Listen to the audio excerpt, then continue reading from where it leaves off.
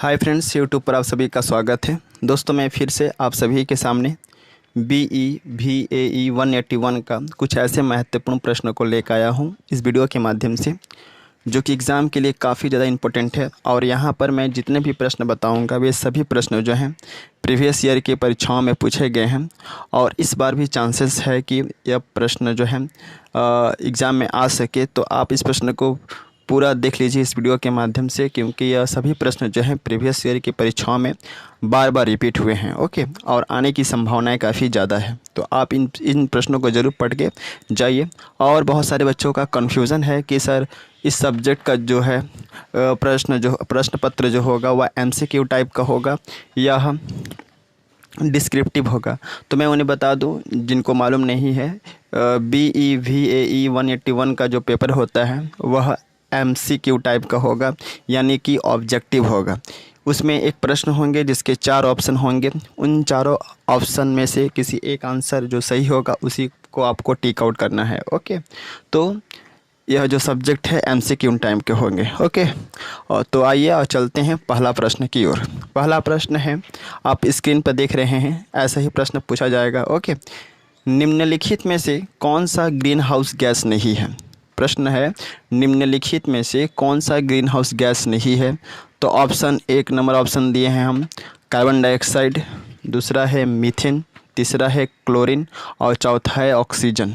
Okay, तो carbon dioxide gas भी क्या है? ग्रीन हाउस गैस है। मीथेन भी ग्रीन हाउस गैस है।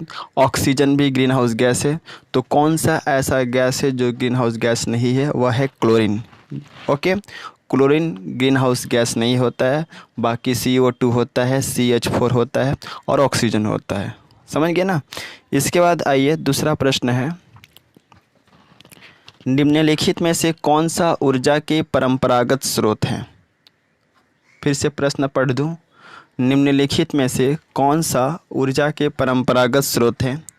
ऑप्शन A परमाणु ऊर्जा, ऑप्शन B जैव ऊर्जा, ऑप्शन 3 C जो है भूतापीय ऊर्जा, ऑप्शन D वायु ऊर्जा। तो कौन सा ऊर्जा के परंपरागत स्रोत है? इसका राइट आंसर होगा परमाणु ऊर्जा। ओके, परमाणु ऊर्जा जो होता है वह ऊर्जा का परंपरागत स्रोत का एग्जाम्पल है। क्लियर? नेक्स्ट है, एक बायोगैस गैसीफायर को रूपांतरित करता है।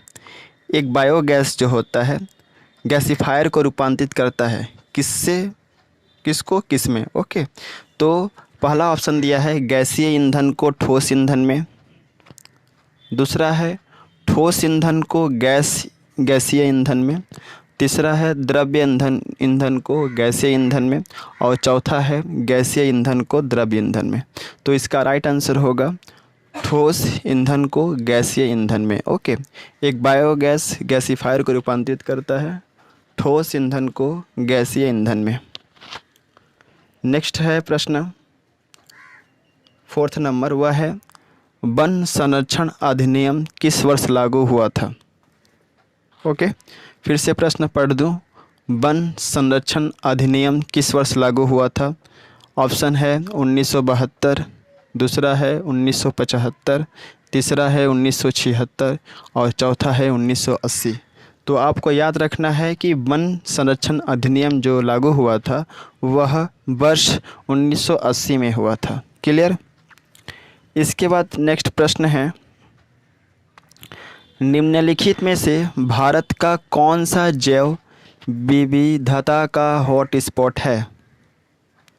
फिर से प्रश्न पढ़ दूं, निम्नलिखित में से भारत का कौन सा जैव विविधता का हॉट स्पॉट है? Option A Sundarban, option B Darjeeling, option C Paschim Ghat, option D Bihar. तो भारत का कौन सा जैव विविधता का हॉट स्पॉट है? तो आपको आंसर याद रखना है पश्चिम घाट। ओके, पश्चिम घाट जो है वह भारत का जैव विविधता का हॉट स्पॉट है। ओके, इसके बाद 6 नंबर प्रश्न है कि निम्नलिखित में से कौन सा रसायन ओजोन परत के क्षय के लिए उत्तरदायी है? ओके, फिर से प्रश्न पढ़ दूँ। निम्नलिखित में से कौन सा रसायन ओजोन परत के क्षय के लिए उत्तरदायी है? ऑप्शन दिया है कार्बन डाइऑक्साइड, नेक्स्ट है ऑप्शन मीथेन, नेक्स्ट ऑप्शन है क्लोरीन एंड फोर्थ ऑप्शन है CFC। CFC का पूरा नाम होता है क्लोरोफ्लोरोकार्बन। ओके, तो कौन सा रसायन ओजोन परत के क्षय के लिए उत्तरदायी है? तो इसका आंसर आपको याद रखना है CFC, क्लोरोफ्लोरोकार्बन। ओके, क्लोरोफ्लोरोकार्बन जो होता है वह ओजोन परत के क्षय के लिए उत्तरदायी होता है। नेक्स्ट है, किस राज्य में पहले संयुक्त वन प्रबंधन को लागू किया गया था? किस राज्य में पहले संयुक्त वन प्रबंधन को लागू किया गया था?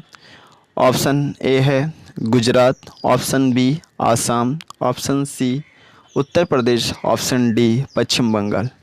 तो आपको याद रखना है कि सबसे पहले पश्चिम बंगाल में संयुक्त वन प्रबंधन को लागू किया गया था। इसके बाद 8 नंबर प्रश्न है कि निम्न में से कौन सा न्यूनीकरण की विधि नहीं है? ओके, निम्न में से कौन सा न्यूनीकरण की विधि नहीं है?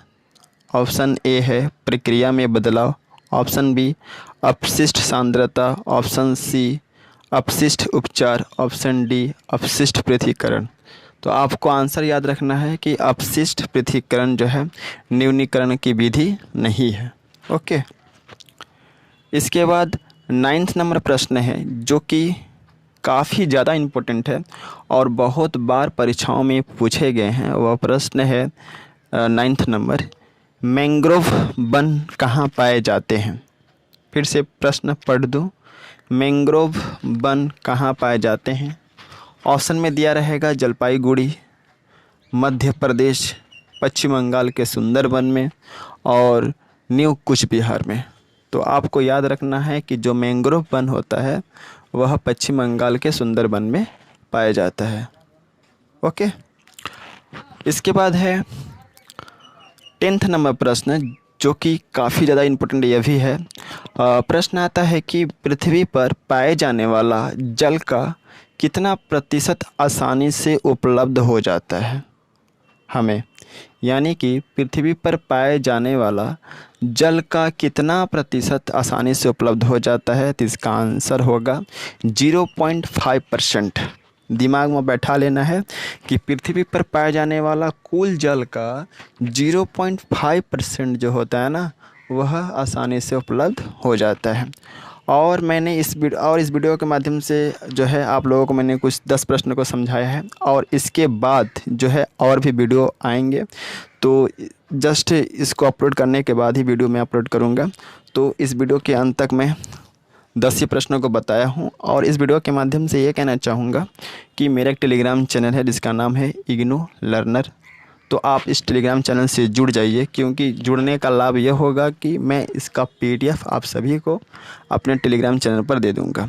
ओके, तो आप टेलीग्राम चैनल से ज़रूर जुड़े और जुड़ने के लिए आप मेरे इस वीडियो के डिस्क्रिप्शन में जाइए, वहाँ पर मैंने लिंक दे रखा है। आप उस लिंक पर क्लिक कीजिए और जैसे ही लिंक पर क्लिक करेंगे आप मेरे टेलीग्राम चैनल के मेंबर्स बन जाएंगे। और जैसे ही आप वहाँ पे आते हैं देखेंगे कि यह PDF जो है अपलोडेड है। Okay, so best of luck for all of you for your exam and thanks for watching my video. और एक चीज़ इस वीडियो के माध्यम से कहना चाहूँगा कि आप जो है वीडियो को ज़रूर लाइक कीजिए, क्योंकि लाइक से ही पता चलता है कि आप मेरे वीडियो को कितना अच्छा रिस्पांस दे रहे हैं। तो आप वीडियो को लाइक ज़रूर कीजिए और जो न्यू व्यूअर्स हैं उनसे रिक्वेस्ट है, आग्रह है, निवेदन है कि आप चैनल को ज़रूर सब्सक्राइब करें। So again best of luck for your exam and thanks for watching my video. जय हिंद, वंदे मातरम।